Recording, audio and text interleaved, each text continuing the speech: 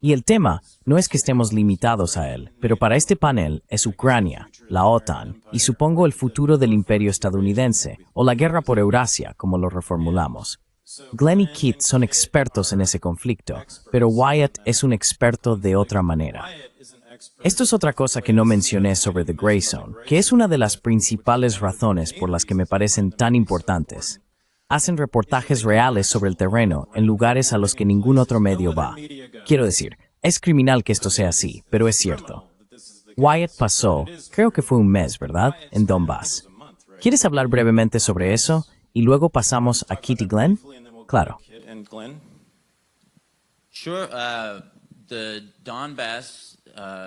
El Donbass, aunque no está reconocido internacionalmente como parte de Rusia, es de lejos el lugar más prorruso en el que he estado. Esa fue en cierto modo la principal conclusión.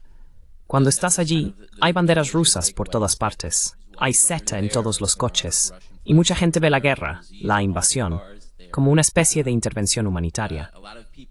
Es una perspectiva que, aunque no estés de acuerdo con ella, es importante reconocer y abordar. Eso es algo que, evidentemente, los medios de comunicación convencionales se han negado a hacer desde el inicio del conflicto.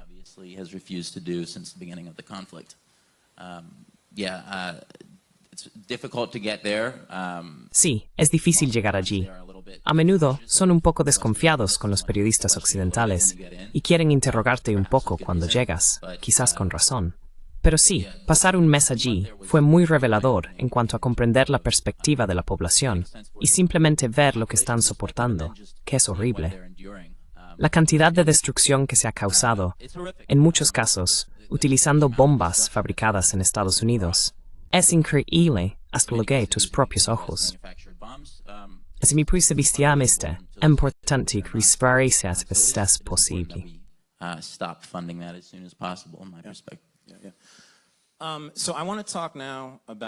Ahora quiero hablar sobre cómo los tres habéis sido castigados. Y hablemos, supongo, de por qué al principio, si no os importa. Quiero decir, creo que fue hace un año. ¿Fue entonces cuando te difamaron? ¿Quieres hablar brevemente de eso? Para mí, fue un intento claro de acabar con The Gray Zone una vez más. Sí, publicaron un artículo difamatorio en el Washington Post acusándome de ser una especie de espía iraní o traidor. No, en la nómina, ¿verdad? Sí. Ganaste mucho dinero con ese trabajo en Press TV, ¿verdad? Sí, trabajé como freelance para ellos brevemente y gané un par de miles de dólares varios años antes de trabajar para The Gray Zone. Pero obviamente, ese no era el punto. El punto era desacreditar a The Gray Zone como si fuera, ya sabes, una especie de operación de influencia extranjera, lo cual no podría estar más lejos de la verdad. Obviamente, no aceptamos dinero de fuentes gubernamentales. Y ellos lo sabían, pero no querían que eso se interpusiera en un buen artículo difamatorio. Quiero decir, además de eso, me han expulsado de PayPal y Venmo, y es una especie de, ya sabes, situación de desbancarización. Así que ahí está. Muchas cosas a las que atenerse si te conviertes en una voz disidente en el periodismo estadounidense. Estoy seguro de que habrá más. ¿Sigues desbancarizado? Sí, de PayPal y Venmo. Eso es permanente. Es de por vida.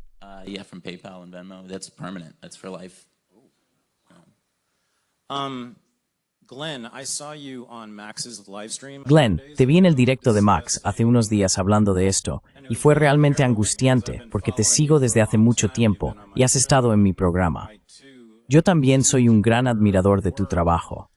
Escucharte decir que ahora estás considerando dejar Noruega por cómo te han tratado, supongo que son colegas o los medios de comunicación, ¿no?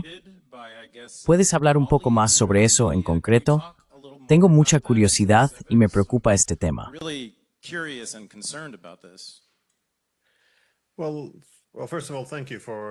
Bueno, antes que nada, gracias por invitarme.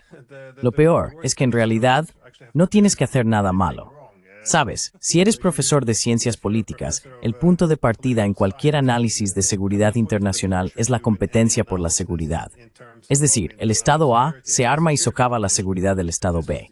Esta es la idea principal. por eso buscamos la seguridad indivisible. En fin, resumiendo, todo mi argumento es, si quieres seguridad, tienes que reconocer las preocupaciones de seguridad de tus oponentes. De lo contrario, la única manera de tener seguridad es derrotar a tus adversarios si piensas que solo actúan por maldad.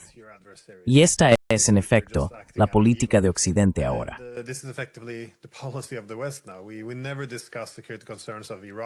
Nunca hablamos de las preocupaciones de seguridad de Irán, China, Rusia, de nadie. Y si intentas mencionarlo, entonces estás legitimándolo, y básicamente estás tomando su lado, y eres un traidor. Así que este es el tipo de lógica contra la que siempre advierto, porque si aceptamos la idea de que nuestros oponentes no pueden tener preocupaciones legítimas, entonces el resultado lógico es siempre la guerra. Y eso explica mucho de lo que ha pasado en los últimos 30 años. Así que tiendo a, mi principal enfoque siempre ha sido Rusia. Por esta razón, los medios me etiquetaron muy rápidamente como, ya sabes, un agente de Rusia. Aparentemente también participo en una operación de influencia porque fui a una conferencia en Kaliningrado sobre Immanuel Kant y su filosofía sobre la razón del individuo. Y, ya sabes, he estado escribiendo en medios chinos. He salido, Tlumenth es China, así que no hay un agente chino. Hace 3 meses estuve en Irán con Max Blumenthal.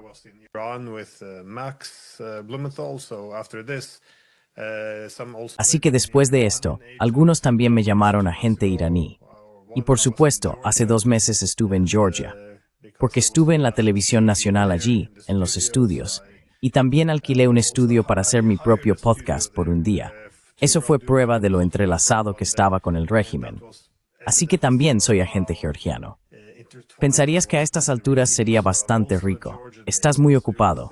Tienes muchos trabajos, pero lamentablemente nadie me está pagando, lo cual es... Pero tienen mucha imaginación. Si alguna vez alguien pagó tu billete de avión para que pudieras asistir a una conferencia, entonces eso es prueba de que te han comprado y pagado.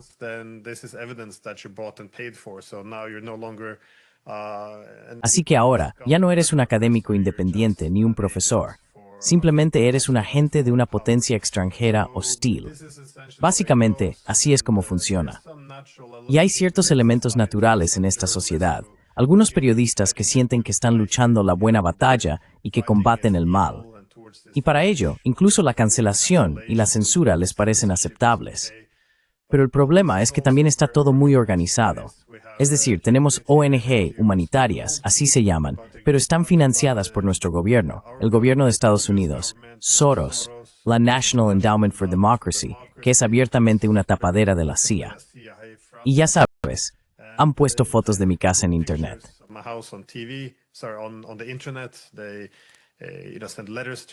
Envían cartas a mi universidad diciendo que soy problemático, que difundo propaganda. Nunca explican qué es la propaganda, según ellos, ni cómo la he difundido. Cancelan los eventos en los que participo como ponente. Y ya sabes, eso hace la vida muy difícil. Y sí, también ponen tu nombre en los periódicos, llamándote poco más o menos que traidor, lo que hace que sea muy difícil vivir aquí porque aún tienes que ir a trabajar con tus compañeros, tus hijos siguen yendo al colegio, así que no es... Bueno, una vez que esto se vuelve aceptable, referirse a alguien de esta manera, realmente no tenemos leyes de difamación. Así que, sí, no siempre es un gran lugar para quedarse una vez que te tienen en el punto de mira. Ahora, ¿estás pensando en irte de Europa por completo o solo de Noruega? ¿O no estás considerando esto? Pensé que le habías dicho a Max que estabas pensando en irte. Sí, no, esto es correcto. Bueno, la cuestión es que me fui al extranjero durante 20 años. Me fui en 2000, volví en 2020. Y tengo que decir que, para ser honesto, ya no reconozco mi propio país. Pero por lo que me cuentan, las cosas tampoco son tan maravillosas en otras partes de Europa. Así que es difícil decir a dónde ir. Viví en Australia unos 14 años. Estuve enseñando como profesor en Moscú durante un par de años. Pero supongo que eso solo confirmará las sospechas de todos los periodistas que me han estado llamando agente ruso. Así que no estoy seguro. para ser honesto. Pero ya estamos poniendo todo en orden y preparándonos para ello. Es una pena, pero así es como se ha vuelto la situación.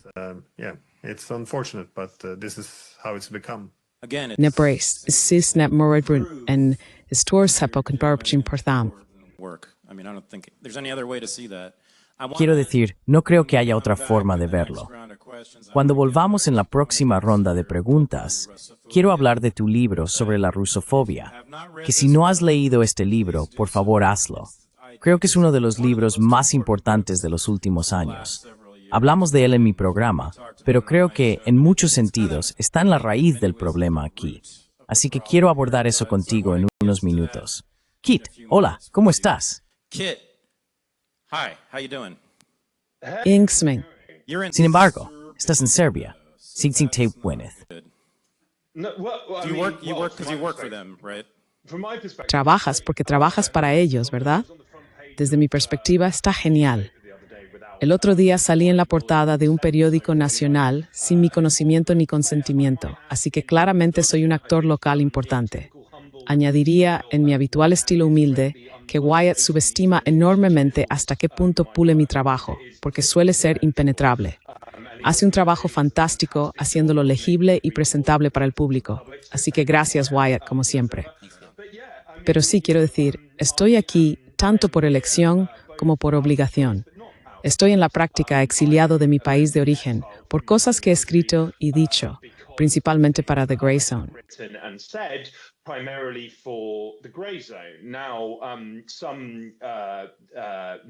Ahora, algunos miembros de la audiencia, algunos espectadores, pueden estar al tanto, otros quizás no. Se les perdona si no lo están. En mayo de 2023, volé de regreso a Londres, mi ciudad natal, porque había recibido la noticia abrupta y chocante de que un familiar cercano estaba gravemente enfermo. Me recibieron en la pista 5 agentes armados de la policía antiterrorista y luego me dieron la opción de ser arrestado por simple incumplimiento o someterme a una entrevista en la que no tendría derecho a guardar silencio. Tendría que entregar los códigos de acceso de mis dispositivos cifrados y responder cualquier pregunta que me hicieran. El único interés de los 2 agentes de la policía antiterrorista, cuyos nombres nunca llegué a conocer, que me interrogaron, era The Grey Zone.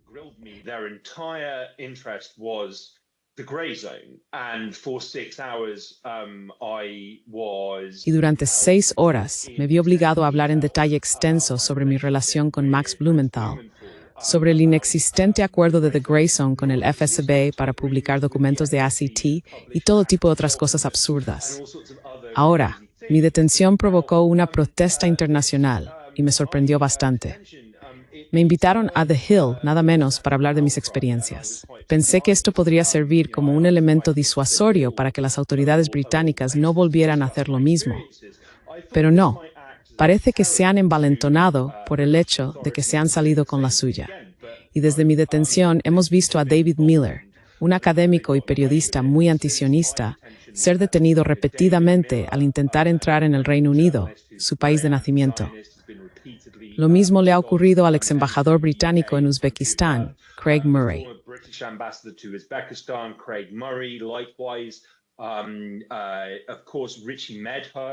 Por supuesto, Richie Medhurst, que fue arrestado al bajar de un avión en Heathrow el año pasado, todavía enfrenta cargos de terrorismo por negarse a revelar sus fuentes. ¿Asa Winstanley también? Oh, no. Claro. Eso es una grave omisión por mi parte. Sí, a Asa Winstanley le registraron la casa y posteriormente se descubrió que la redada fue completamente ilegal. Pero las autoridades británicas ahora mismo están desatadas. La cobertura mediática negativa que provocan sus acciones represivas es suficiente para que personas relativamente normales se pregunten, ¿qué demonios está pasando aquí? Cuando ves que arrestan a gente por apoyar a Palestine Action solo porque llevan camisetas que ni siquiera mencionan al grupo.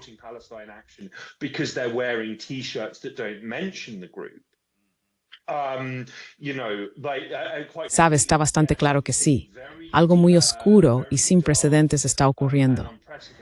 Y sin embargo, encuentro cierto consuelo en el hecho de que vi que un destacado partidario mío en Internet dijo recientemente, ¿por qué gastarías millones de dólares asistiendo a la Escuela de Periodismo de Columbia cuando podrías hacer que tu trabajo periodístico sea revisado por el MI5 en un aeropuerto?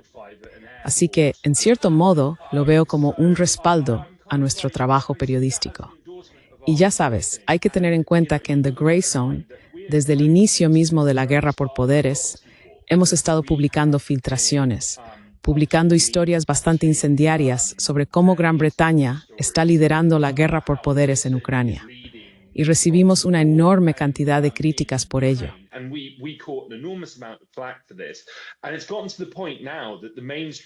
Y ha llegado a tal punto que los medios de comunicación principales, incluyendo The Times de Londres y The New York Times, admiten que los ucranianos consideran a Gran Bretaña como, entre comillas, el cerebro de su conflicto con Rusia. Quiero decir, por un lado, que Dios nos ayude si los británicos están al mando de esto. Pero por otro lado, creo que hemos sido reivindicados y validados en todo lo que hemos informado. Y lo hacemos, aunque suene a falsa modestia, claramente lo hacemos asumiendo un enorme riesgo para nosotros mismos. Existe esa famosa cita que dice: en tiempos de mentiras universales, decir la verdad se convierte en un acto revolucionario. Y creo que, para bien o para mal, estamos cometiendo actos revolucionarios de forma rutinaria en nuestro trabajo.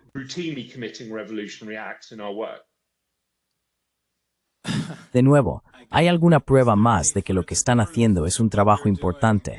Quiero decir, es increíble todo lo que os ha caído encima, y ni siquiera conocía algunas de estas historias. Wyatt, ¿tú qué opinas? Y también me gustaría escuchar a Kit sobre esto. Los normies, es decir, planteaste la pregunta crucial. Kit, ¿cuándo van a empezar los normies a preocuparse por esto y a prestar atención? Si quieres empezar, ¿por qué no hablas primero de los británicos? Y luego le preguntaré a Wyatt sobre los estadounidenses en Virginia y cómo se sienten respecto al imperio. Pero, ¿ves algún movimiento entre la gente no politizada en Reino Unido sobre este tema?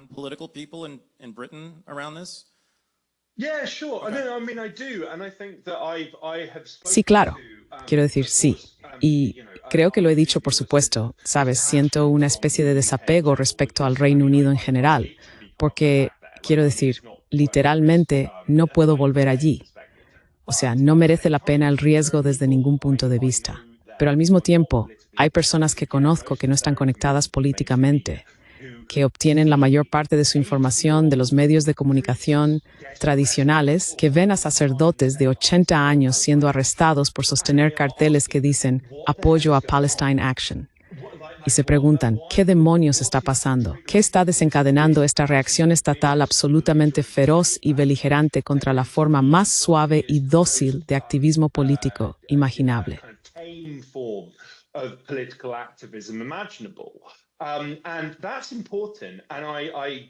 Y eso es importante. Y lo dije recientemente en Twitter y lo reitero ahora. Seguid presionando, seguid adelante. Porque quiero decir, la prohibición de Palestine Action, por ejemplo, esto se llevó a cabo a pesar de que, según The Classified UK, el gobierno británico no pudo encontrar ninguna base legal para prohibirlos legítimamente. Se basaron en los informes de un grupo de presión sionista llamado We Believe in Israel para justificar la prohibición, en cuanto a nombres poco sutiles. Y sí, esto es una señal de un régimen, de un sistema de represión que está contra las cuerdas, herido y asustado.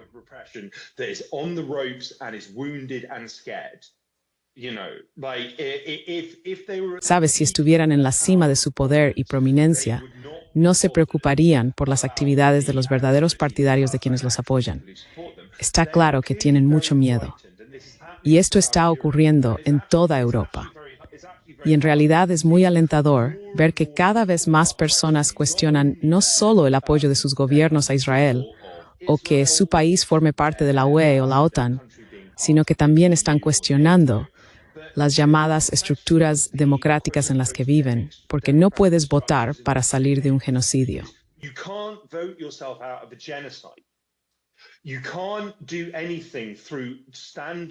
No se puede hacer nada a través de las estructuras políticas estándar y aceptadas para facilitar un cambio fundamental en los sistemas claramente fallidos en los que se vive. Por eso, la gente busca mecanismos alternativos y formas de expresar su disidencia. Y eso es muy alentador. Ya lo he dicho antes y lo repetiré porque realmente merece la pena recordarlo. Las estructuras de poder represivas siempre son más represivas cuando están al borde del colapso. Y es una pena que tengamos que vivir la parte más represiva. Pero la promesa de algo mejor al final de todo esto está claramente ahí, diría yo.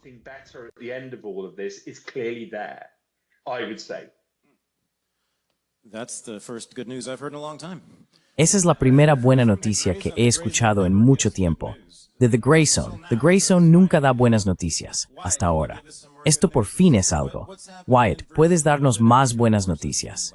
¿Qué está pasando en Virginia? Pero quiero decir, por supuesto, ¿qué crees que está pasando en Estados Unidos en general, entre los llamados normies? Estoy intentando pensar yo mismo. ¿Ves algún movimiento entre los estadounidenses no politizados que no saben casi nada sobre el mundo en torno a estos temas? No lo sé.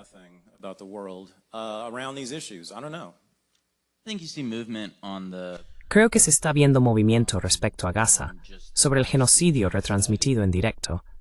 Creo que para cualquier persona con conciencia, es prácticamente imposible ver estos videos y no conmoverse. En cuanto a si está surgiendo una conciencia antiimperialista que vaya a salir de los bosques de Virginia, probablemente no hoy ni mañana. Quizás en Argorikinn-Brem, es donde vives tú. Lynchburg. Sí, Lynchburg es el centro. La resistencia antiimperialista está allí.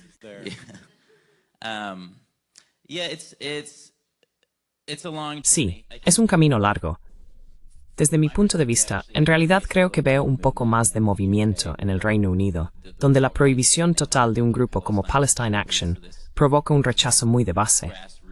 Puedes ver a abuelas apuntándose, básicamente para ser arrestadas y maltratadas por estos policías antiterroristas, porque creen que vale la pena levantarse y luchar por ello. No estoy seguro de que hayamos llegado a ese tipo de momento en Estados Unidos todavía. Pero ¿tú qué opinas?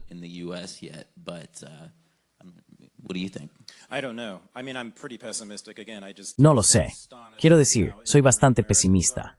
De nuevo, es asombroso lo ignorantes que son los estadounidenses sobre política, y especialmente sobre política mundial. Quiero decir, no saben dónde están estos países. ¿Has visto los mapas? Esos estudios en los que se les pide a los estadounidenses que señalen en un mapa dónde están ciertos países y ponen Ucrania en Alaska e Irán en Hawái. Así que sí, no lo sé. No lo creo. No lo sé. Podríamos entrar en una larga discusión sobre la teoría de las élites, pero creo que a las élites habrá que obligarlas a cambiar de una forma u otra. Lo que va a pasar no es, y creo que Kit apreciará esto, y creo que todos vosotros lo apreciaréis. No creo que el pueblo estadounidense vaya a levantarse y convencer a nuestros líderes de que cambien su rumbo en la política exterior estadounidense.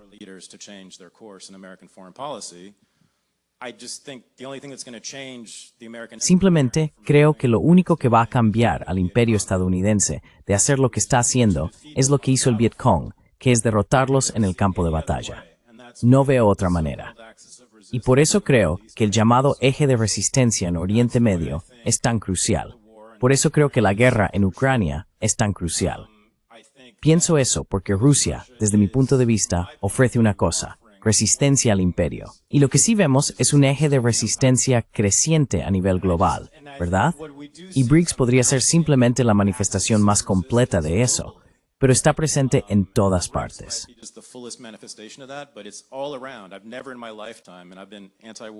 Nunca en mi vida, y he sido antibélico toda mi vida, he visto tanta resistencia estatal organizada contra el imperio anglo-estadounidense. Y eso para mí es motivo tanto de preocupación por las guerras venideras que eso traerá, porque el imperio no caerá sin luchar, como de cierta esperanza, porque creo que veo luz al final del túnel. Creo que en mi vida habrá muchas menos bases militares en todo el mundo. Creo que el presupuesto militar estadounidense será menor. Espero, y creo que pero no estoy, por supuesto, siendo optimista. This is all, of course, being optimistic. Así que Glenn, y esto es una buena transición porque tu libro Rusofobia también es deprimente en este sentido. porque muestra que, ¿cuánto ha sido? ¿300 años o 400 años? De una obsesiva preocupación por u odio hacia todo lo ruso por parte de las élites europeas, ¿verdad? Es un libro increíble y narra este miedo irracional a Rusia durante cientos de años y simplemente no ha cambiado mucho. Y eso es lo deprimente. Ahora hablamos de Vladimir Putin, de la misma manera que hablábamos de Joe Stalin, y de la misma forma que hablábamos de los zares antes que ellos, y no ha cambiado. De hecho, en algunos aspectos, Putin incluso es retratado de manera más dura, ¿no es así?, que Joe Stalin y muchos de los soviéticos. Es increíble, ¿verdad? Es Hitler. Es incluso peor. Amazing, right? He's Hitler. He's even worse. So, Glenn, does that book... Entonces, Glenn, ese libro y tú, quiero decir, escucho cómo estás mucho más deprimido por la situación, por razones muy válidas, en Europa. ¿Ese libro y tu conocimiento de esa historia te deprimen aún más? Quiero decir, ¿lo ves como una especie de, para mí es simplemente una psicología extraña entre las élites europeas respecto a Rusia? ¿Ves alguna posibilidad de que eso cambie? Bueno, no, déjame preguntarte esto. ¿Por qué piensan así? ¿Por qué han estado tan apegados a este odio hacia Rusia durante 200, 300 años? Casi nunca por una razón seria o justificada. ¿Tienes alguna idea al respecto? Quiero decir, lo abordas en el libro, pero puedes hablar de ello ahora, sobre por qué crees que este odio persistente hacia Rusia sigue presente entre nosotros.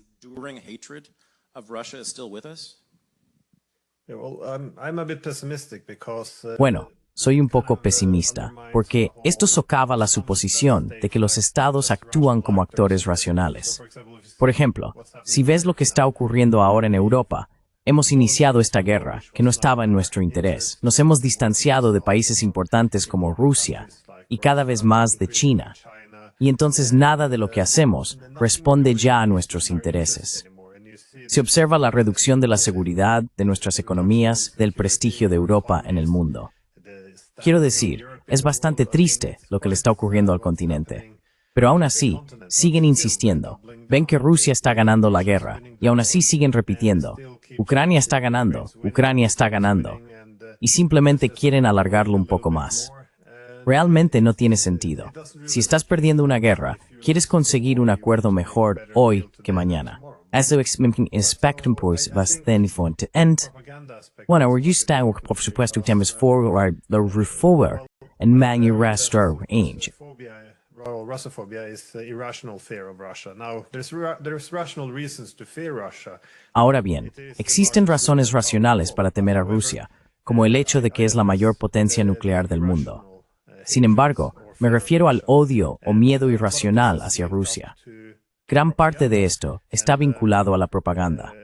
Como señalaron Sigmund Freud, Edward Bernays y otros, que sentaron gran parte de la literatura fundamental, una vez que se accede a los aspectos irracionales de la naturaleza humana, es decir, la necesidad del grupo, esto anula la razón o la capacidad del individuo para ejercerla.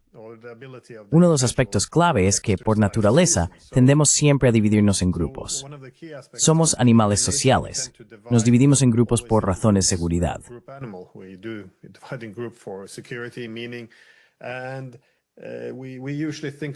Y normalmente pensamos en nosotros contra ellos, quiénes son del grupo y quiénes están fuera. Y así es como funciona la propaganda. Esto es en lo que suele basarse la propaganda, porque si puedes asignar valores positivos o una buena identidad al grupo propio frente al grupo externo, entonces la realidad deja de importar realmente. Y esto se ve claramente. Si nosotros invadimos Afganistán, lo hacemos porque solo queremos libertad, democracia y que las niñas puedan ir a la escuela. Cuando los soviéticos hicieron exactamente lo mismo, fue por el imperio. Así que no importa. Puedes hacer exactamente lo mismo. Uno siempre será bueno, el otro siempre será malvado.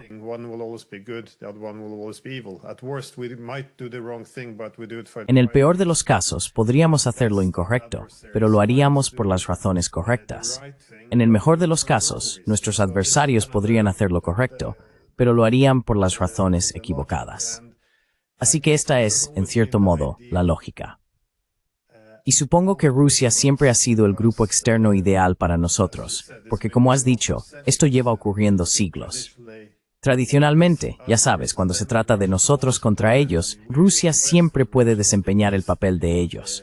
Quiero decir, nosotros éramos Occidente, Rusia era Oriente, nosotros éramos los europeos, los rusos eran los asiáticos, porque así se les denominaba durante mucho tiempo, dada su posición en el este.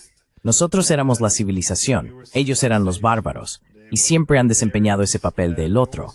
Y ha sido un tema central y una preocupación clave en Europa durante mucho tiempo.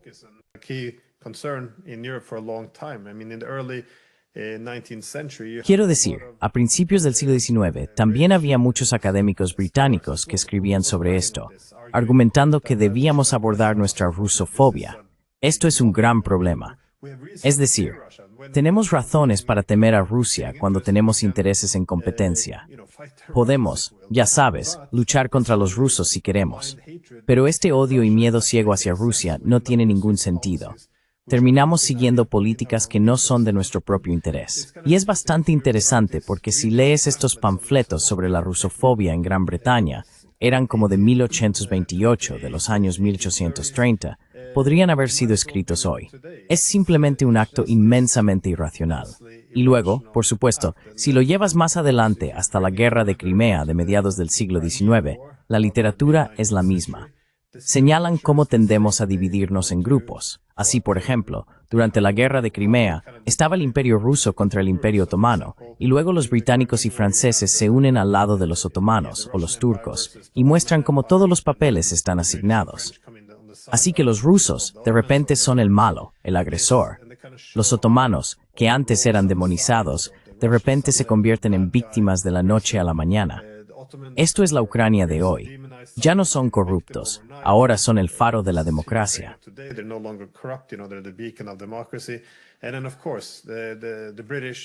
Y luego, por supuesto, los británicos y los franceses serían los virtuosos y desinteresados salvadores que ayudarían a la víctima y rechazarían al agresor.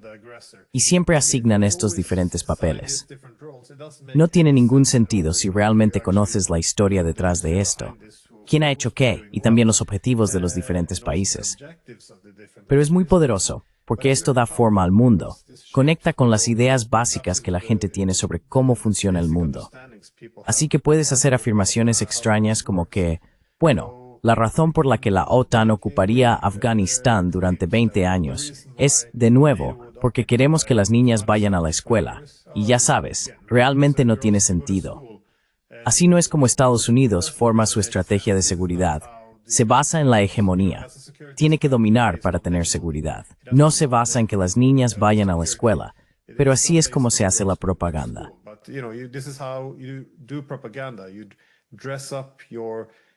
Vistes tus intereses con el ropaje de la lucha entre el bien y el mal, o de este contra oeste, democracias liberales contra autoritarismo. Y esta es la forma clave en la que enmarcamos las cosas ahora. Porque cada vez que hay un conflicto en el mundo, la gente, ya sabes, ha sugerido que la gente no puede encontrar estos países en el mapa, pero no necesitas saber dónde están estos países en el mapa. No necesitas conocer su historia, no necesitas saber el trasfondo de la guerra. Todo lo que tienes que hacer es, ya sabes, todo lo que les han dicho es que este es un conflicto entre democracia liberal y autoritarismo. Eso es todo. Un lado es bueno, el otro es malo. ¿Quién es el agresor, la víctima y quién es el salvador? Siempre es la misma jugada. Y a Rusia siempre se le ha asignado el papel de agresor y de hombre del saco.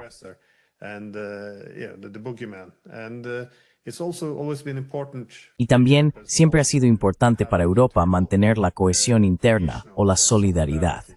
Se puede retroceder hasta el siglo XVIII, o cuando los polacos se enfrentaban a Rusia y señalaban que, una vez que tomaran Polonia, irían a por Francia. Básicamente esto consiste en poner toda nuestra seguridad en un solo paquete. Así que todos tenemos que unirnos contra los rusos, de lo contrario caeremos juntos. Y esto se puede utilizar una y otra vez, de forma constante. Han pasado siglos y siguen utilizando exactamente el mismo manual. Así que esa fue en parte mi motivación para escribir ese libro, porque existe una literatura muy extensa sobre lo que realmente es la propaganda. No está pensada solo como un insulto para censurar y cancelar a la gente. De hecho, hay una literatura detrás. Hay una ciencia que aprovecha el aspecto irracional de los seres humanos. Pero bueno, en fin, me extiendo. Pero sí, gracias. Anyways, I do go on, but yeah, thank you. So I have a question for both you and Kit. No. Así que tengo una pregunta para ambos, para ti y para Kit, en relación a eso. Y sé que es prácticamente imposible de responder, pero haced lo mejor que podáis. ¿Qué porcentaje aproximadamente creéis que de los ciudadanos noruegos y británicos apoyan la idea, en términos generales, del Imperio Occidental? Y por Imperio Occidental me refiero a esto. Esto es hacia donde vamos, extenderse hacia Europa del Este y Rusia. ¿Qué pensáis? ¿Cuántos británicos y noruegos realmente se preocupan por eso? ¿O es solo cosa de las élites? Cualquiera de los puede responder. Either one of you can address that. Personalmente, pongo en duda hasta qué punto la gente en Gran Bretaña conoce la geografía de Europa, más allá de saber dónde está Francia. Y es un punto que he señalado muchísimas veces. Y creo que cuando tú y yo, Tadeusz, hablamos recientemente sobre la importancia de anteponer anglo a imperio americano, la noción de dominio global es casi exclusivamente británica. Y es algo que los británicos han intentado imponer a los estadounidenses. Se olvida en Gretsfeing, en dislinning de prispagolater haftonins de mit bemal de nathewishits imperio americano. Spanish War, which was the kind of birth of American empire. There are a great many prominent American writers, including Henry. Hay muchísimos escritores estadounidenses destacados, incluido Henry James, que argumentaron con mucha fuerza en contra de esto, basándose en, bueno, ya sabes, apenas podemos gobernarnos a nosotros mismos. ¿Por qué intentamos gobernar a otros países? Y también dijo, y es una cita que siempre recuerdo, que mientras el imperio pudo haber civilizado a los británicos, podría convertirnos a nosotros en demonios.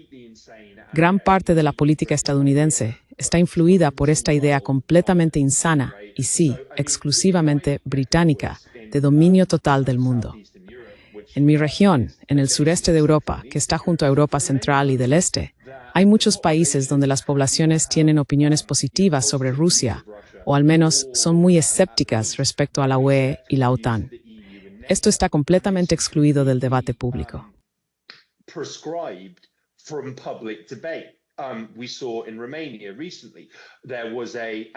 Recientemente vimos en Rumanía a un candidato anti-OTAN y antiguerra, George Simion, que se presentó a las elecciones.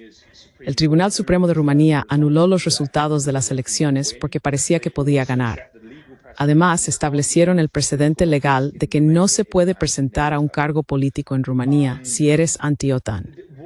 ¿Qué proporción de la población estadounidense A sabe dónde está Rumanía y B le importa si forma parte de la OTAN? Imagino que está dentro del margen de error. Sí, claro, exacto.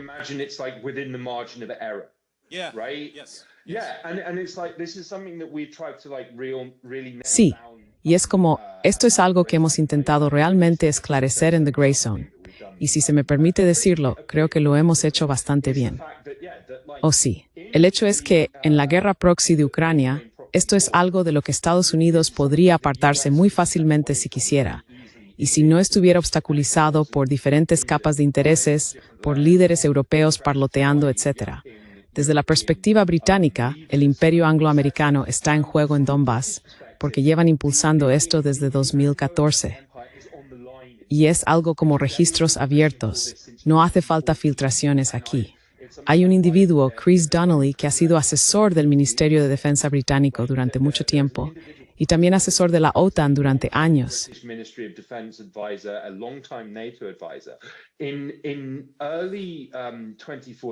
A principios de 2014, tras el golpe de Maidán, dijo ante un comité parlamentario británico, bueno, si el Reino Unido toma la iniciativa de armar, por ejemplo, al batallón Azov, el regimiento militar ucraniano abiertamente neonazi, o al sector derecho, esto interrumpirá el giro hacia Asia de la administración Obama y volverá a centrar la atención de Estados Unidos en Europa y Oriente Medio, que son los terrenos tradicionales de los británicos. Esto sirve explícitamente a los intereses británicos. En mi opinión y experiencia, al estadounidense medio no le importa esto, no lo quiere. La idea de la dominación global por parte de los estadounidenses es algo muy reciente y no es algo que los estadounidenses hayan adoptado de forma natural. Y cedo la palabra a Glenn. And I'll pass the floor to Glenn. But I think it's a forgotten aspect of history. Pero creo que un aspecto olvidado de la historia es que los británicos iniciaron la Guerra Fría en un momento en que Estados Unidos y la Unión Soviética eran aliados. En 1946, Churchill pronunció este discurso en Fulton, Missouri, conocido como el discurso del telón de acero, y en efecto pidió que Estados Unidos y Gran Bretaña formaran una relación especial para contrarrestar la influencia soviética. La respuesta de los medios y del público estadounidense fue de disgusto e indignación, como ¿cómo se atreve este británico a venir aquí y decirnos que deberíamos estar enfrentados con nuestro aliado más cercano?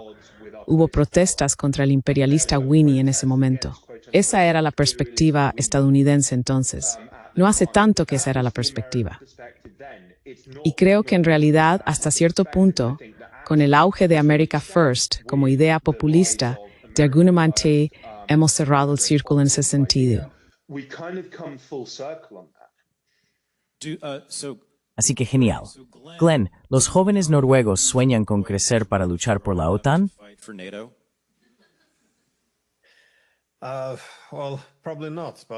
Bueno, probablemente no, pero es difícil de decir porque tenemos 169 representantes en el Parlamento. Los 169 están a favor de enviar armas. Ninguno de ellos piensa que deberíamos sentarnos a hablar con los rusos.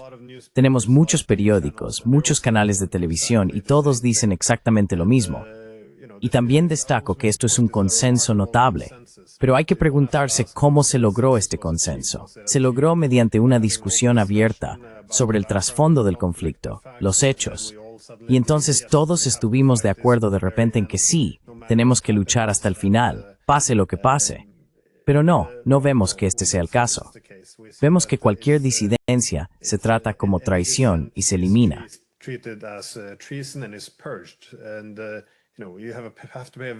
Y tienes que pagar un coste social muy alto, incluso por argumentar que, bueno, quizás la OTAN pudo haber provocado esto. Así que es muy difícil saber lo que la gente realmente piensa. De hecho, a veces hablo con diplomáticos retirados y cuando me llaman me dicen, sí, no deberíamos estar haciendo esto. Obviamente, no se puede hablar de Ucrania sin hablar de la expansión de la OTAN. Pero no pueden decir esto en público, porque saben lo que va a pasar. Serán crucificados. Así que es difícil saber lo que la gente sabe y lo que está dispuesta a decir. Y esto forma parte, de nuevo, de cómo se gestiona a una multitud. La gente se adapta a quienes le rodean. Si todos dicen una cosa, tú dirás lo mismo. Normalmente, la gente se ajusta al grupo.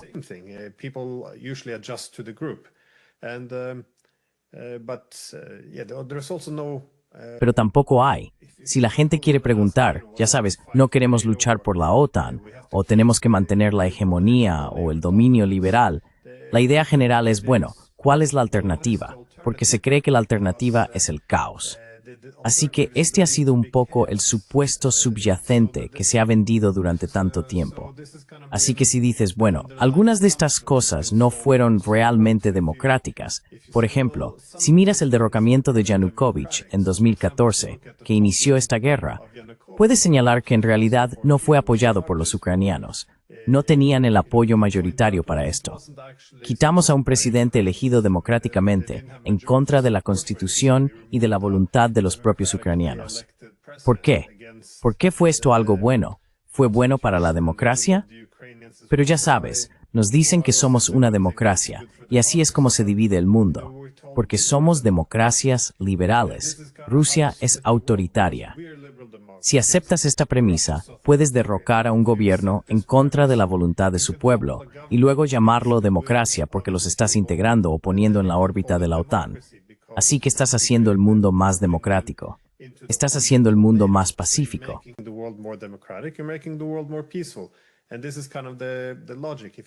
Y esta es, en cierto modo, la lógica si aceptas la premisa de estos estereotipos enfrentados de bien contra mal. Quiero decir, ahora ves lo mismo con Estados Unidos afirmándose en Armenia. Si lo miras, puedes ver el desastre que se avecina. Pero lo principal que escribirán los periodistas es, bueno, más influencia para Estados Unidos, menos para Rusia. Eso es la paz. Influence for America, less for Russia, that's peace. So this is kind of the intellectual level. Así que este es más o menos el nivel intelectual en el que se encuentran en este momento. Decimos que la democracia liberal es buena. ¿Qué es la democracia? Eso somos nosotros. Así que vinculas estos valores a una entidad de poder. Esencialmente, la democracia liberal se ha convertido en una norma hegemónica. Si te gusta la democracia, te gusta el liberalismo, entonces Occidente tiene que gobernar, y no hay una alternativa real. Y esto es lo asombroso que han conseguido, porque si hay algunas contradicciones, como derrocar una democracia e instalar una dictadura, bueno, al menos estarán sirviendo a los intereses de la democracia.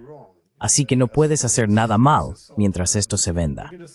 Si me permites decir una pequeña cosa, no es una corrección, eso sería un poco arrogante, pero una ampliación de lo que dijo Kit sobre que esto empezó en 2014, puedes retroceder 10 años más, hasta 2004. Powołali się Cam o Hispanic se revolución naranja en Ucrania.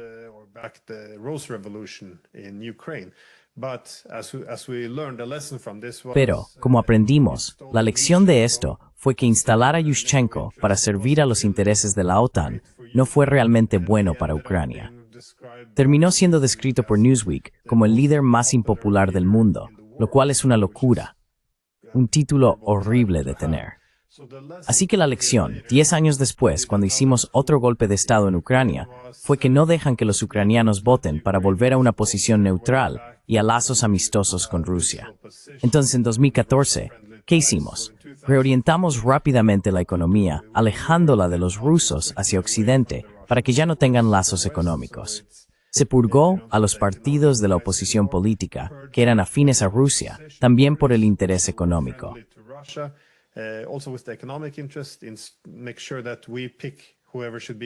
Asegurémonos de elegir a quien deba estar en el nuevo gobierno ucraniano.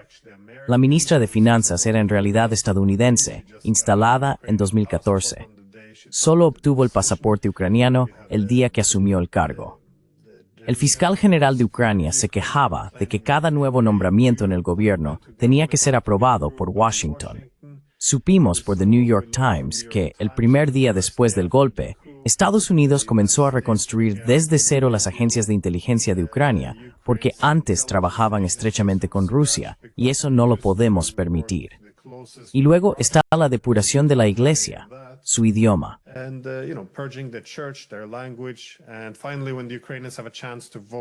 Y finalmente, cuando los ucranianos tuvieron la oportunidad de votar por la paz de nuevo, votaron por la plataforma de paz que Zelensky propuso en 2019, donde dijo, ya sabes, deberíamos poder hablar ruso, deberíamos ser amigos de Rusia, vamos a implementar el acuerdo de paz de Minsk.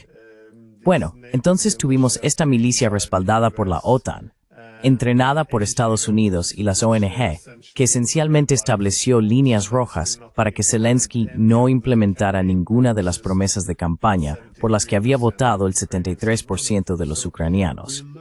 Así que aprendimos de los errores de 2004 e hicimos que este golpe fuera permanente en 2014. Y por eso el país está siendo arrasado ahora. Pero cuando a la gente en Occidente se le vende esta historia, se trata de democracia. Eso es todo.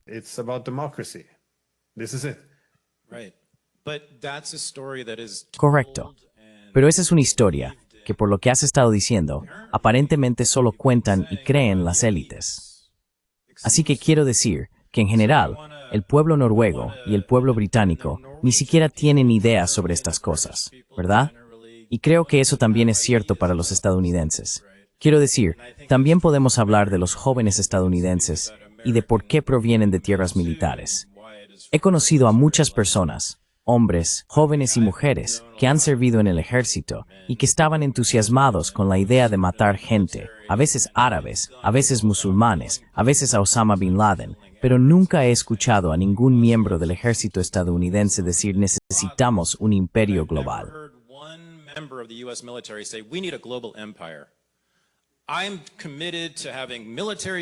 Estoy comprometido a tener bases militares en todos los países. Nunca les he oído decir nada de eso, hegemonía liberal para todos, tenemos que expandir la democracia. Nunca. ¿Alguien ha oído a un hombre de uniforme decir eso?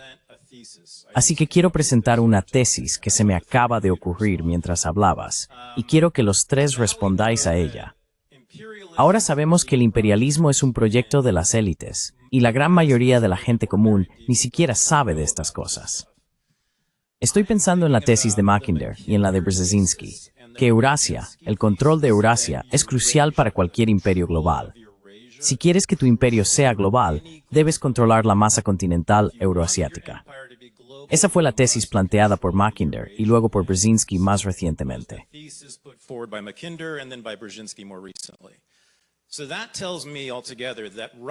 Eso me lleva a pensar que la rusofobia, y aquí está mi tesis a la que quiero que respondáis los tres, la rusofobia, el odio a Rusia, en realidad es altamente racional para ciertas personas, para los imperialistas, porque Rusia se interpone en el camino de la conquista de Eurasia por parte del imperio occidental. Así que, ¿no tiene sentido que los imperialistas odien a Rusia? Ahora bien, para la gente común es ridículo que lo hagan, porque no les importa conquistar Eurasia y no han leído la tesis de Mackinder. Pero, ¿tiene sentido esto? Que en algún nivel fundamental, quizá no en todos los aspectos, como el caso de los Skripal o cosas inventadas, pero el miedo y odio, básico y fundamental hacia Rusia, creo que es altamente racional si eres un imperialista global. ¿Tiene sentido eso, Glenn?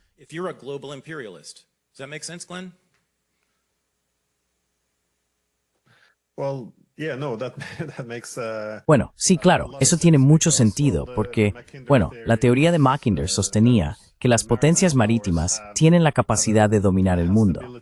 Son los imperios naturales porque es muy difícil diversificarse y dejar de depender de ellas, dado que la conectividad es por mar y es fácil establecer puntos de estrangulamiento. Así que esto les daba una ventaja, tanto en el movimiento de tropas como en el poder comercial.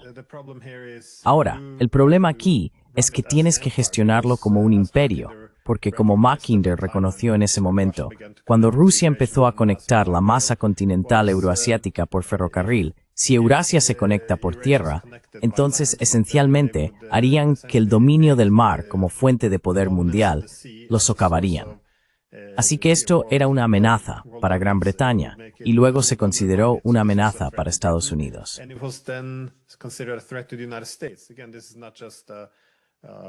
De nuevo, esto no es solo una tesis de un académico británico de 1904. Esto fue algo que los estadounidenses incorporaron en sus estrategias de seguridad durante toda la Guerra Fría. Se puede ver reflejado en la estrategia de seguridad de Estados Unidos, por ejemplo, en 1988, donde reconocen, por esto luchamos en las guerras mundiales. Esto es lo que guió nuestras políticas durante la Guerra Fría. Hay que asegurarse de que no surja un estado o un grupo de estados en Eurasia que se unan y, en esencia, pongan freno al hegemón marítimo.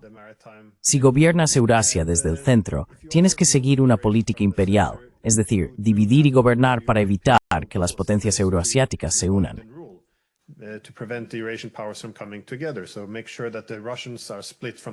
Así que asegúrate de que los rusos estén separados de los alemanes, los chinos separados de los rusos, los turcos separados de Rusia, e India y China enfrentados entre sí. Porque si divides el mundo, entonces tienes un lado compuesto por aliados obedientes o vasallos, y el otro es un adversario contenido. Y la respuesta a esto, por supuesto, es en gran medida lo que los chinos están promoviendo ahora. Es decir, si logras que todos los países cooperen mejor, entonces también puedes conectar Eurasia por tierra. Pero no, creo que dado que Rusia es la principal y mayor potencia territorial de Eurasia, sí, tiene mucho sentido. El mayor obstáculo, ¿verdad?, para la expansión del imperio occidental. Eso es. ¿Por qué? ¿Qué opinas? ¿Es la rusofobia racional en ese sentido? Sí, es como un grifo que se puede abrir y cerrar cuando sea necesario. Al final de la Guerra Fría, era políticamente ventajoso apagar el odio hacia Rusia durante un tiempo. Tan recientemente como cuando Obama debatía con Mitt Romney y se burlaba de él por su actitud belicosa hacia Rusia, diciendo, «Sabes, los años 80 han llamado, quieren recuperar su política exterior». Esto fue hace apenas unos años, cuando los demócratas se burlaban de los republicanos por ser demasiado agresivos con Rusia. Y ahora sí, como parte de creo que es un fenómeno más amplio, Pero los liberales se han convertido en la encarnación de esto. ¿Sabes? Está relacionado con Samantha Power y toda esta doctrina de la responsabilidad de proteger.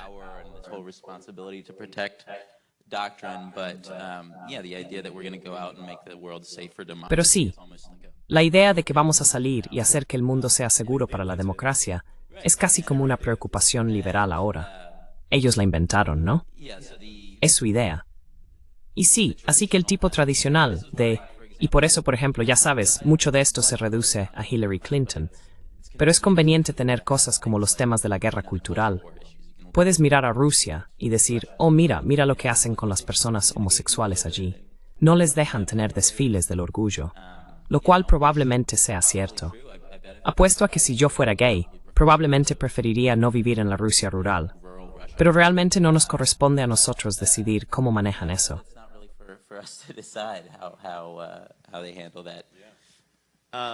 So, Kit, hatred of Russia, rational? Entonces, ¿es racional el odio a Rusia para los imperialistas?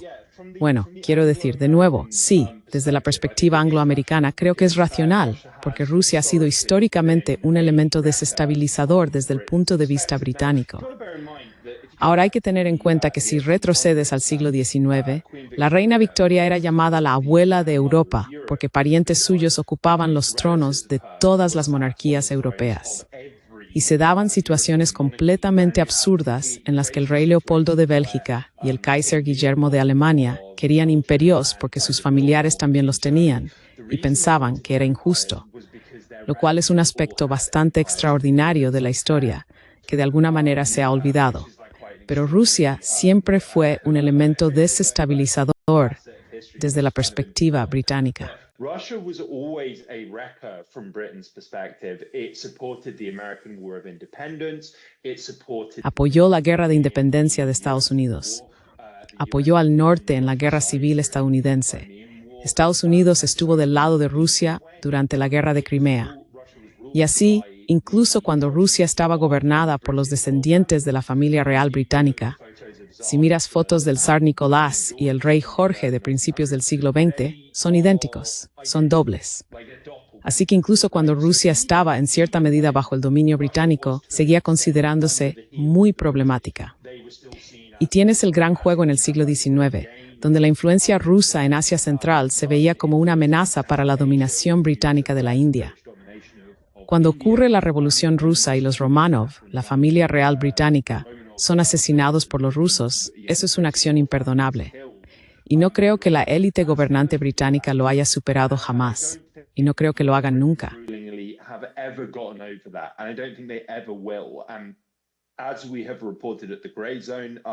Y como hemos informado en The Grey Zone, con cierto orgullo, sobre las actividades del proyecto Alchemy, una célula secreta de inteligencia y militar creada por el Ministerio de Defensa británico, Wyatt y yo hemos hecho un trabajo bastante combativo en esto, si se me permite decirlo.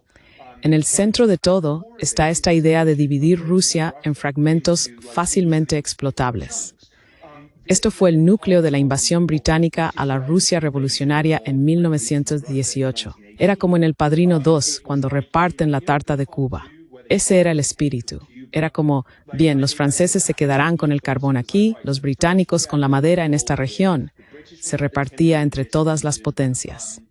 Y se esperaba que la Gran Rusia, esa vasta extensión de tierra que abarca muchas zonas horarias, nunca volvería a emerger como una potencia global. Would never reemerge as a global power, and then it did. And in the process, Y luego sucedió. Y en el proceso demostró que una revuelta campesina podía provocar un cambio revolucionario.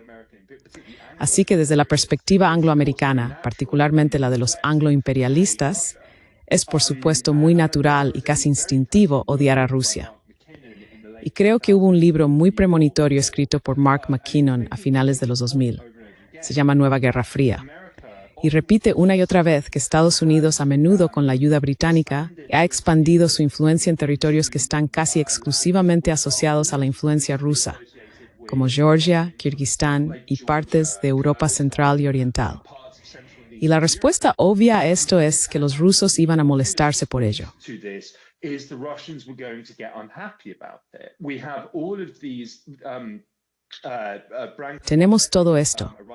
Branko Marcetic, un escritor del Quincy Institute for Responsible Statecraft y colaborador habitual de Jacobin, recopiló todas las referencias en los cables filtrados por WikiLeaks de diplomáticos estadounidenses, incluido Bill Burns, quien fue director de la CIA bajo Biden. Cuando en 2008 se nombró a Ucrania como futuro miembro de la OTAN, hubo una enorme reacción en la sociedad rusa, y Bill Burns, en un memorando a Condi, afirmó que no hay ningún tema que una más a los rusos políticamente. Desde los activistas más pro-Kremlin hasta los críticos más duros de Putin, que la posibilidad de que Ucrania forme parte de la OTAN. Pero desde la perspectiva británica, era absolutamente fundamental asegurarse de que Ucrania quedara encerrada en la OTAN, quisiera o no su población.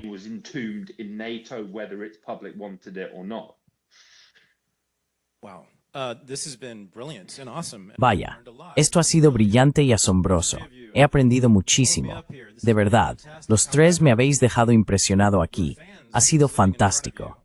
Sin embargo, vuestros seguidores están sentados delante de vosotros, y estoy seguro de que, siendo fans de Grayzone, tienen mucho que decir, y a diferencia de la mayoría de estadounidenses y británicos, realmente saben un montón.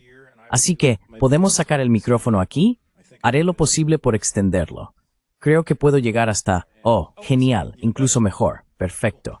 Así que sí, podéis supongo levantar la mano y él os traerá, ¿está bien? Genial, y él os acercará el micrófono, así que adelante. Hi, thank you very much. You are all great. Hola, muchas gracias. Sois todos geniales. Acaban de arrestar a alguien en Italia, un ucraniano. ¿Ahora mismo? Hace como 2 días. Oh, no lo sabía.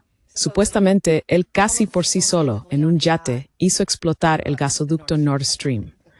Así que Seymour Hersh dice que Estados Unidos y, creo, Noruega y quizá el Reino Unido o Dinamarca o un tercer país en realidad lo hicieron. Entonces, ¿por qué están arrestando ahora a un ucraniano en Italia? Solo quiero asegurarme.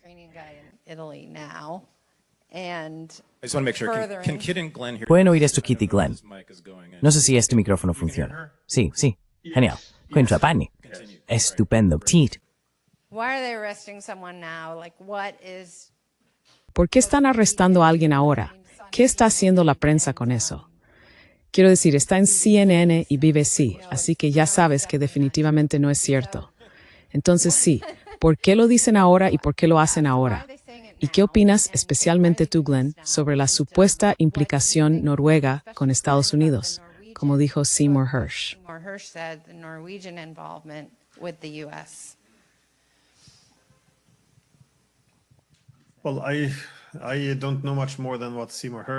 Bueno, no sé mucho más de lo que ha escrito Seymour Hersh.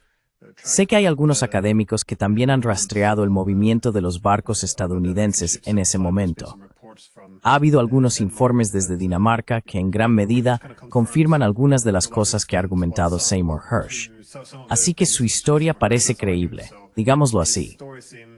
Pero lo que me parece fascinante del Nord Stream es que, si solo quieres fijarte en cosas que puedes probar al 100%, lo interesante es que no solo Estados Unidos amenazó con destruir Nord Stream, sino que también lo ha sancionado. De nuevo, Biden, de pie, justo al lado del canciller alemán, prometió que ya no, he olvidado sus palabras, bueno, que ya no estaría allí si hubiera una guerra.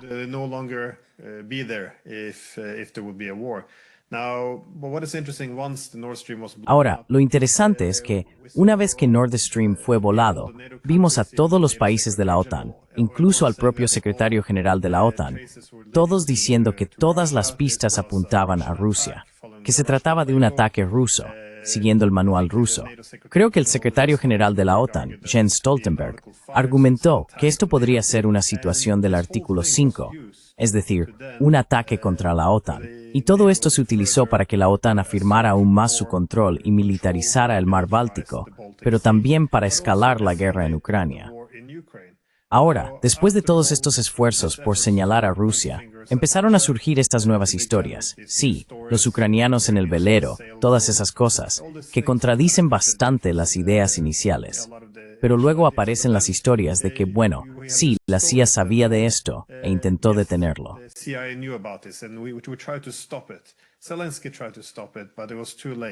Zelensky intentó detenerlo, pero ya era demasiado tarde. Pero ahora se admite que al menos sabían de antemano que no fueron los rusos. Así que hay que preguntarse, si sabíamos que no eran los rusos, ¿por qué utilizamos los ataques al Nord Stream para escalar o militarizar el mar Báltico? ¿Por qué lo usamos para intensificar la guerra en Ucrania? ¿Por qué amenazábamos con algo como el Artículo 5, que significaría una guerra nuclear con los rusos, cuando sabíamos que esto era falso? Por eso es bastante preocupante lo que realmente representa la destrucción del Nord Stream. Y lo que lo ha empeorado aún más es que esto era noticia principal, mientras todos los funcionarios y periodistas decían, bueno, es Rusia, es Rusia.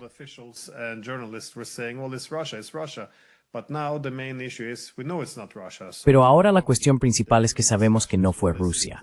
Así que ahora la discusión principal es, bueno, ¿fueron los ucranianos o fueron los estadounidenses? Y esta no es una buena narrativa. Pase lo que pase, los periodistas solo están interesados en buenas narrativas. Y si no son los rusos, no hay una buena narrativa. Por eso, nadie habla ya del Nord Stream.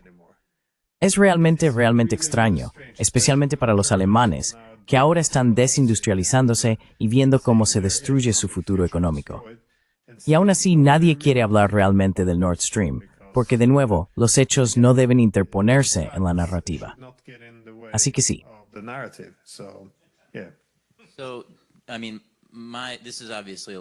Bueno, esto es obviamente un poco especulativo, pero creo que el momento puede ser significativo en el sentido de que, en términos generales, estamos viendo como una especie de transferencia de la guerra por poderes en Ucrania de manos estadounidenses a manos europeas.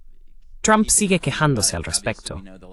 Obviamente, sabemos que la última vez que reprendió a Zelensky en la Casa Blanca, amenazó con retirar la ayuda militar y la cooperación en inteligencia. Y luego, una semana después, cambió completamente de postura. Así que, ¿quién sabe realmente si Trump está intentando buscar una salida? Pero si ese es el caso, y finalmente quieren traspasar esta guerra por poderes a los europeos, algo como esto, tener a un ucraniano bajo custodia para culparlo, envolver la historia con un lazo bonito y vendérsela al público, ahora Europa puede seguir librando esta guerra. Hemos encontrado al malhechor, al único ucraniano responsable de destruir la economía alemana. Eso es fascinante. De hecho, hay Quansteins por todas partes, pero el tipo en el centro, al fondo, él fue el primero, sí.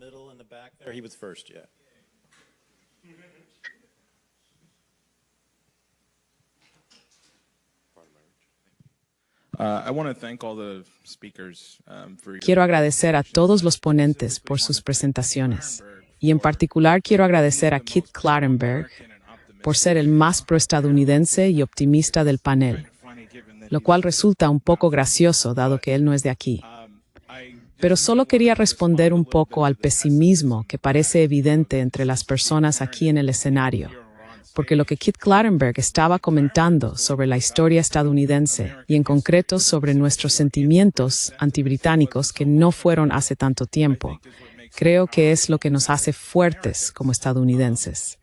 Y pienso en personas como el presidente Kennedy, cuando hizo una declaración en las Naciones Unidas en 1963, 2 meses antes de ser asesinado, donde dijo directamente a los soviéticos: quiero trabajar con vosotros en la exploración espacial conjunta como una forma de poner fin a la Guerra Fría.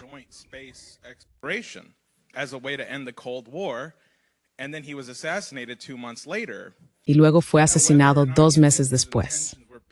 Ahora bien, independientemente de si crees que sus intenciones eran puras y sinceras, creo que como estadounidenses tenemos algo arraigado en nosotros, que cuando el gobierno se vuelve destructivo para estos fines, debemos alterarlo o abolirlo. Y creo que es nuestro papel educar a nuestros compatriotas sobre ese derecho. Por eso me postulo al Congreso. Sabes, mi madre no es directora de cine. Ella no hizo Mississippi Masala. ¿Cómo te llamas? José Vega. Ah, eres José. Hola, José. Sabes, mi padre no es un académico famoso. No tengo nada en contra de Soran, de verdad. Espero que le vaya muy bien. Pero ya ves, yo vengo de la nada, así que solo animaría a otros estadounidenses a no sucumbir al pesimismo. Y en ese sentido, solo espero que Kit... Bueno, tengo 2 preguntas.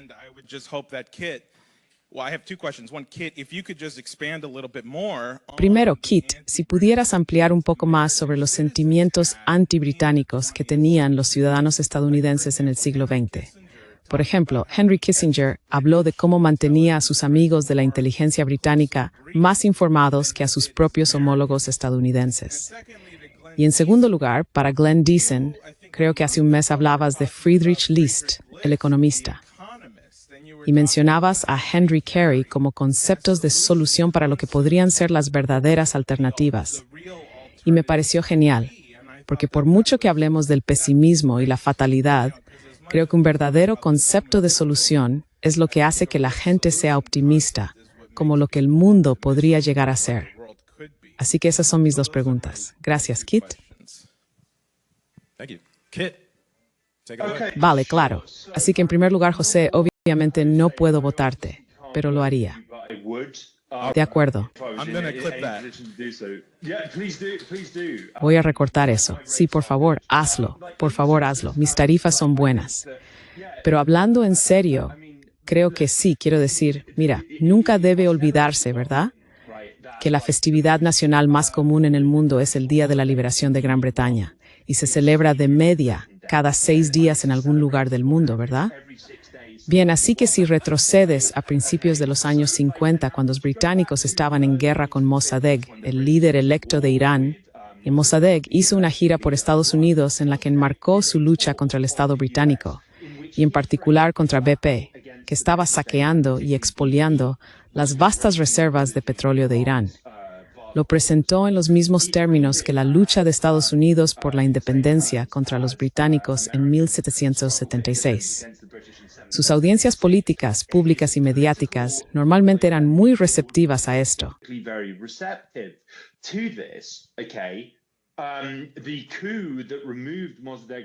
El golpe que derrocó a Mossadegh fue resultado de que el MI6 manipuló a la CIA y al Departamento de Estado para que lo apoyaran. Esto no es una tendencia natural del pensamiento estadounidense, por difícil que sea de creer para algunas personas. Ho Chi Minh, en Vietnam, cuando liberó a su país tanto de los imperialistas japoneses como de los franceses, leyó una declaración de independencia para Vietnam, que era casi idéntica a la Declaración de Independencia de Estados Unidos. La lucha de Estados Unidos por su independencia de Gran Bretaña fue un llamamiento inspirador y movilizador para los pueblos colonizados y oprimidos de todo el mundo.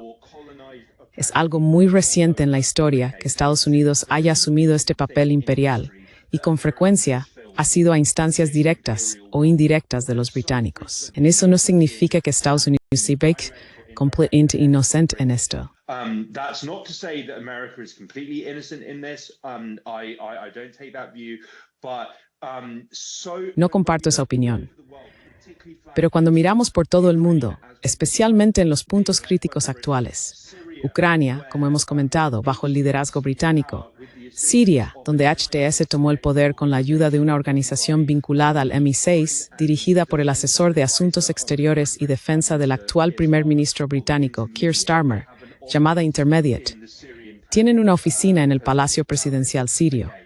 Gran parte de la política estadounidense está influida por los británicos, que recorren el mundo provocando conflictos, esperando que los estadounidenses apaguen el incendio en su nombre o echen más gasolina, según sus intereses y deseos en ese momento. Neutralizar esa influencia británica contribuiría, en mi opinión, de manera significativa a una política exterior estadounidense más sensata y menos beligerante. Es solo mi opinión. So we need more. Yes, so we need more Anglo. Sí, así que necesitamos más anglofobia. Sí, absolutamente. Tenemos la fobia equivocada. Necesitamos anglofobia. ¿Dónde está el micrófono? Oh, no sé quién era el siguiente, supongo que por aquí, en este lado.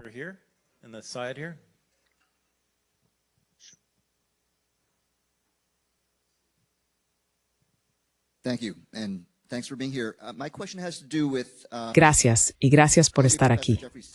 Mi pregunta tiene que ver con el profesor de Columbia, Jeffrey Sachs, quien se dirigió al Parlamento Europeo a principios de este año.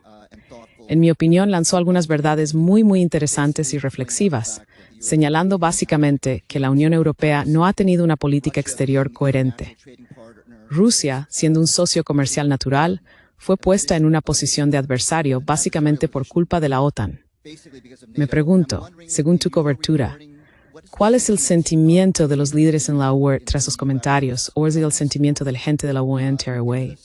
¿Tuvo algún impacto en absoluto? Did that make any impact at all? Tewis Gans Power Prover. Es para quién era eso. I mean, whoever wants to Anybody, address okay. it. Not me. Glenn? Quiero Sounds decir, like a- quien quiera. Alguien. Vale, yo no. Glenn, eso suena a una pregunta para Glenn. Bueno, es difícil responder a eso. Realmente no tuvo... Bueno, hizo mucho ruido en Internet, ya que allí no tenemos los mismos guardianes, pero creo que fue más bien ignorado por muchos líderes europeos. Porque sí, la crítica a la guerra de Ucrania, por ejemplo, realmente no está bien vista. Pero supongo que de alguna manera debe resonar entre los líderes europeos. Ten en cuenta que durante muchos años, los líderes europeos han estado hablando de la soberanía europea, la autonomía estratégica. Todas estas son, ya sabes, bonitas palabras para referirse a una mayor independencia de Europa respecto a Estados Unidos. De hecho, parte del proyecto de la UE también pretendía que la UE utilizara su poder de negociación colectiva para lograr una mayor igualdad en las relaciones con Estados Unidos.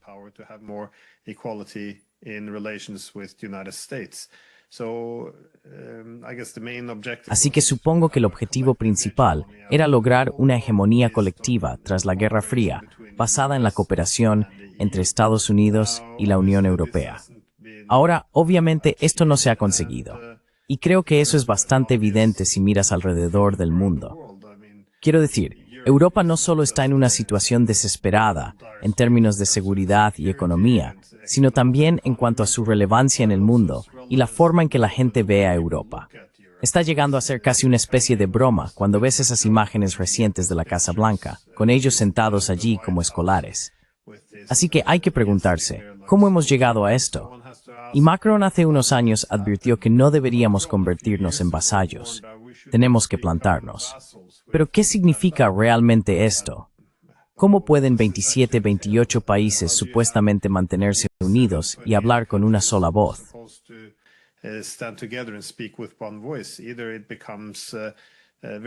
O bien se vuelve muy autoritario, delegas tu toma de decisiones a unos burócratas no elegidos, o tienes que encontrar una manera de abordar la disidencia.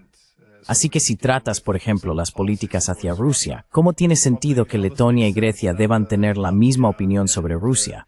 No tiene ningún sentido. Y creo que este es el problema en Europa. Hay estos actos discursivos en los que todo se enmarca como cuestiones de moralidad. Es decir, realmente no puedes tener una opinión contraria. Si no apoyas enviar armas a Ucrania, o si piensas que es buena idea sentarse a hablar con los rusos, eso significa que eres inmoral. No te importa Ucrania. Si te importara Ucrania, lucharías hasta el último ucraniano. Así que este es, en cierto modo, el único camino aceptable.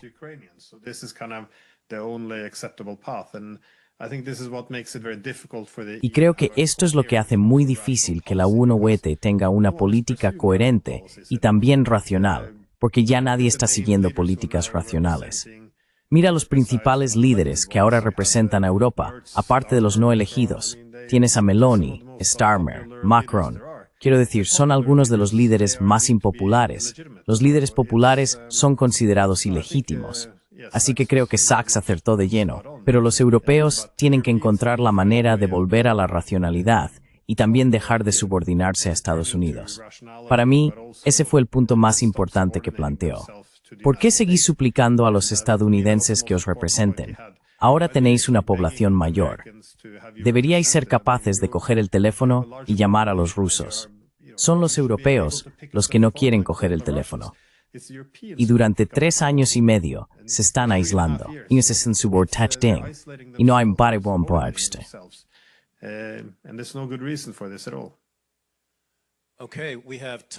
Bien, tenemos tiempo para una pregunta más.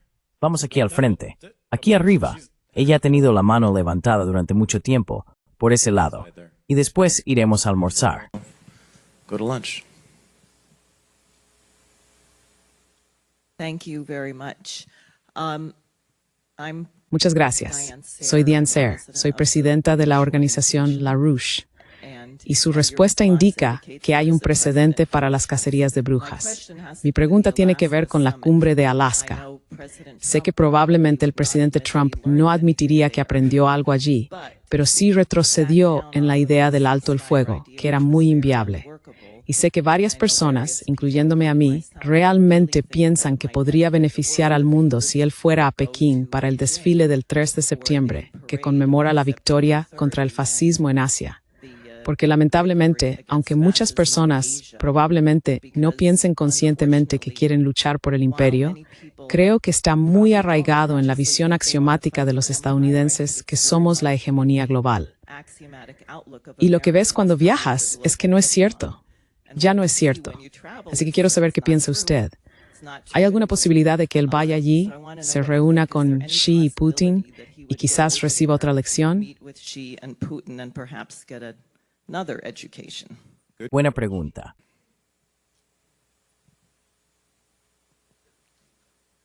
Another question? ¿Otra pregunta? Vale. ¿Quieres elegir a alguien? Justo aquí delante. Right in the front. I just wanted to say, Solo quería decir que vivo en Francia. Tengo la ciudadanía británica y tengo algunos familiares en Polonia. Aunque estoy de acuerdo con la distinción en cuanto a querer luchar por la OTAN o querer un imperio global, o en cuanto a los estadounidenses que quieren, dependiendo de la autoridad creíble a la que escuches, entre 60 y 50 y 1,003 bases estadounidenses en el extranjero, la población general no se adhiere a eso. Ahora bien, no puedo hablar por Estados Unidos, no tengo suficiente conocimiento. Pero en cuanto a Europa Occidental, y he mencionado 3 países, pero también incluiría a Irlanda, creo que nos estamos engañando a nosotros mismos, o quizás, si se me permite ser tan atrevido, os estáis engañando vosotros mismos, si pensáis que es solo cosa de la élite o solo de la clase directiva. Quiero decir, si quieres en París o en cualquier lugar de Francia intentar colgar una bandera rusa fuerte intana en bandera ucraniana, escolcar a Israel es ISIS. you might as well fly an ISIS flag. That's the response. Given there's no rumble in France, we don't believe in Esa es la respuesta. So, No hay revuelo en Francia. No creemos en la libertad de expresión. Y también debería haber mencionado a los estados bálticos, con los que también tengo relaciones y conocimientos. Así que creo que el grado en que esto penetra en la población general, en lo que respecta a la guerra de Ucrania, es muy marcado y muy profundo. Y si miras el tiempo que tardó la gente en emanciparse de la narrativa sobre Gaza, ahora obviamente, pasando de los estibadores que se negaron a cargar barcos, o lo que ocurrió fue en España, no recuerdo si fue en España o en Italia, donde detuvieron a ese fabricante de armas israelí, pero el tiempo que tardó la gente en desplegar banderas en los campos de fútbol y demás.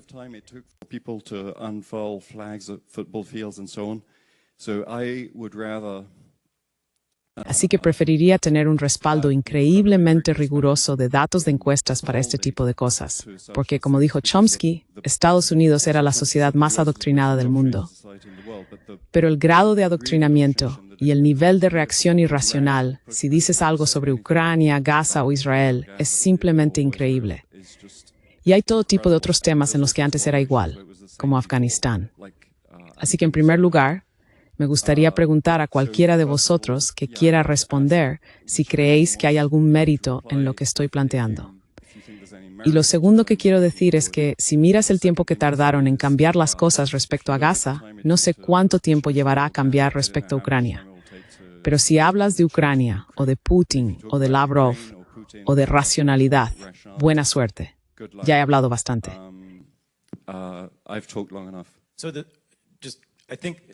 Creo. He oído bien que la tesis es que la conciencia imperial está en realidad bastante extendida entre las poblaciones de Europa. ¿Es eso lo que estás planteando? Yo decía que es un fenómeno de las élites, ¿verdad? De acuerdo. De acuerdo.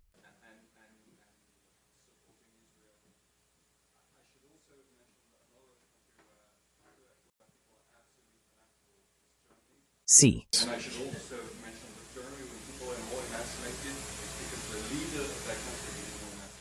Yes. Sí, vale, entendido. Solo quería exponer la tesis. Entonces, ¿alguien quiere responder rápidamente a esto? Tenemos unos minutos. We have a few minutes. I mean, I would personally be happy to. I mean, number one. Quiero decir, personalmente estaría encantado. En primer lugar, siento que tengas la ciudadanía británica. Es, ya sabes, una lacra para todos nosotros. Pero hablando en serio, mencionas un cambio de conciencia respecto a Gaza. En realidad, creo que, aunque los principales medios de comunicación han tardado casi 2 años en ponerse al día con el hecho de que Israel está cometiendo un genocidio, como un holocausto del siglo XXI, la gente común lo ha entendido mucho más rápido. Y creo que de hecho vemos, en lo que respecta a Ucrania, que si miras las encuestas de los europeos, incluso en países que son muy pro-Kiev en su disputa con Moscú, en cuanto al apoyo público para un mayor gasto en defensa, entre compañías, skreisir patriotes atranizes tal manad. Conscription, which has been mooted in countries like Germany, there is zero support for this. No hay ningún apoyo para esto. De hecho, los ciudadanos de a pie están mucho más informados y son mucho más inteligentes de lo que podrías pensar. Pueden ver muy claramente qué causó estos conflictos.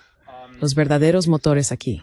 Quiero decir, en lo que respecta a Ucrania, durante prácticamente los 2 primeros años, tuvimos una propaganda incesante en los medios principales sobre cómo esto era una gran batalla por los valores europeos entre la democracia libre, valiente y desvalida de Ucrania frente a su vecino despótico, autocrático, malvado y hitleriano Rusia. Eso se ha desmoronado de forma bastante espectacular. Así que, de nuevo, quizás sea, llámalo optimismo obstinado si quieres, pero en realidad creo que la gente es mucho más consciente de lo que está ocurriendo y de por qué, de lo que se le suele atribuir.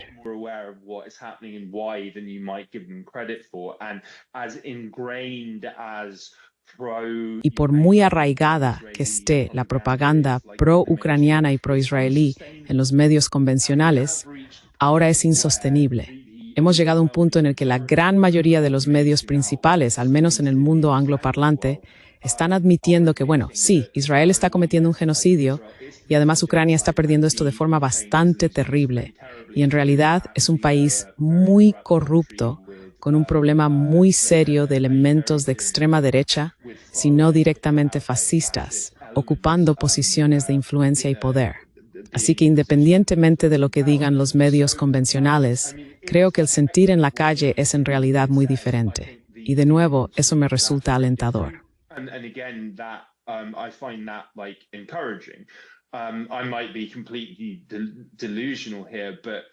Puede que esté completamente equivocado aquí, pero quiero decir de nuevo, si miras las encuestas, el apoyo a mantener esto en Europa es muy bajo. Eso sin siquiera tener en cuenta el hecho de que las encuestas en Estados Unidos muestran que algo así como el 70% de los ucranianos quieren que su gobierno ponga fin a esto lo antes posible mediante negociaciones. Y esto ocurre mientras Zelensky mantiene un control total de los medios en Ucrania y el país sigue bajo la ley marcial, lo que ha llevado al encarcelamiento de activistas de la oposición y a la prohibición de partidos opositores. Así que, sí, de nuevo, mantengo cierto grado de esperanza para el futuro. Y todo depende del poder de la gente. Todo depende de organizarse y de que suficientes ciudadanos comunes digan no en mi nombre. Y estamos viendo mucho de eso. O todo se reduce a que Rusia gane. Sí, una cosa u otra, ¿verdad?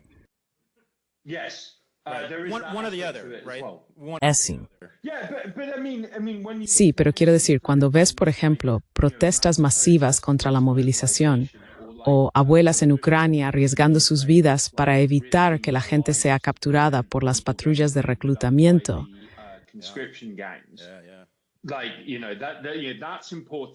Es importante y nunca deberíamos olvidarlo. Eso es el poder de la gente y es increíblemente inspirador. Y tienes razón. Creo que voy a decir que prefiero la perspectiva de Kit y desde luego espero que tenga razón. Prefiero el optimismo, pero veo las pruebas. Incluso en Ucrania, dices, aunque sea en Ucrania, la resistencia masiva al Estado militar que ha estado ocurriendo es increíble y demuestra mucho. Así que gracias, Kit, por profundizar en ello. Thank you, Kit, for zooming in. Nasir. Thank you, Glenn, for Gracias, Glenn, por honrarnos con tu presencia. Hemos aprendido mucho de ti. Gracias, Wyatt, por acompañarnos. Y gracias a todos vosotros por vuestras excelentes preguntas. great questions.